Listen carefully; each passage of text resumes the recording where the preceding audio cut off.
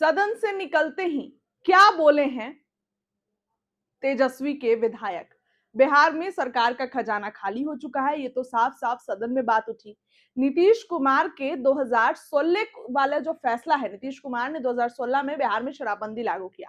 शराबबंदी फैसले से कई महिलाओं का घर बचा, घरेलू हिंसा में कमी आई, लेकिन अब सरकार का खजाना खाली हो चुका है। सरकार के पास अब पैसा नहीं है।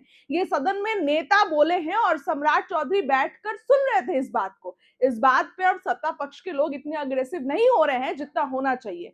तो क्या बिहार में अगर शराबबंदी खत्म होती है तो सरकार के पास पैसा आएगा, रेवेन्यू में बढ़ावा होगा? यह फैसला लेने जा रही है सरकार, क्योंकि आज जब शिक्षा विभाग का मुद्दा सरकार मतलब विपक्ष ने उठाया, इवन सरकार के भी लोगों ने, तो सरकार इस पे इतना अच्छा जवाब नहीं दे पाई। और ये साफ साफ लग रहा है कि एक ही क्लासरूम में 1000-2000 बच्चे हैं, तो कहीं ना कहीं सरकार के पास पैसा नहीं है बिहार के डेवलपमेंट में लगाने के लिए। अब क्या कुछ कह रहे हैं उजियारपुर के विधायक, आरजेडी के विधायक आलोक कुमार मेहता, सुनिए।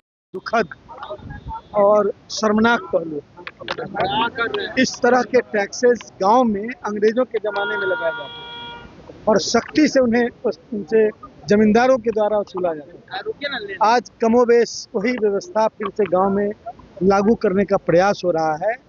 इन लोगों की गलती से आज खजाना खाली है और जिसकी सजा फिर गांव के किसानों को देने पर ये लोग तुले हुए हैं। इसलिए ऐसे विधेयक लाने से पहले 100 बार सोचना चाहिए और इस टैक्स को सिरे से खारिज करना चाहिए।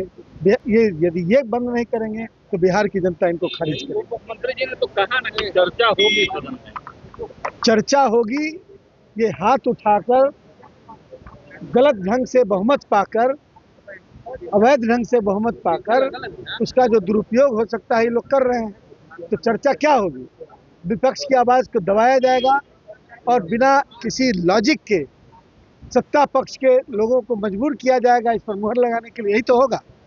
ऐसी चर्चा हो या ना हो, ऐसी चर्चा हो या ना हो, उसका कोई मतलब नहीं। लाने की तैयारी कर रही है।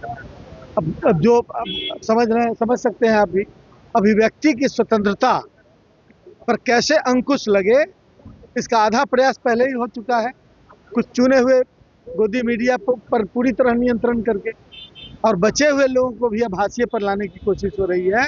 यह अभिव्यक्ति की स्वतंत्रता पर प्रहार है और ये डेमोक्रेसी का एक बहुत महत्वपूर्ण हिस्सा है जिसको सरकार निरस्त करने की कोशिश में है।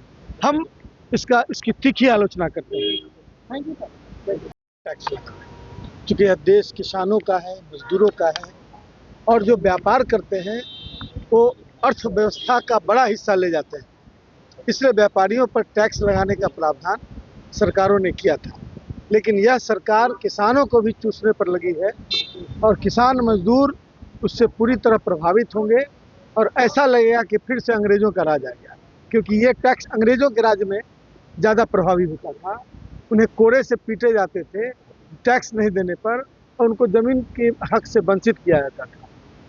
जब आज़ादी प्राप्ति के बाद उसको एक मतलब नॉमिनल लगान के रूप में परिवर्तित करके किसानों को जो स्वतंत्रता दी गई थी, वह स्वतंत्रता आज छीनने के लिए यह सरकार आमदा है और यह बहुत ही खेदजनक, बहुत ही शर्मनाक है।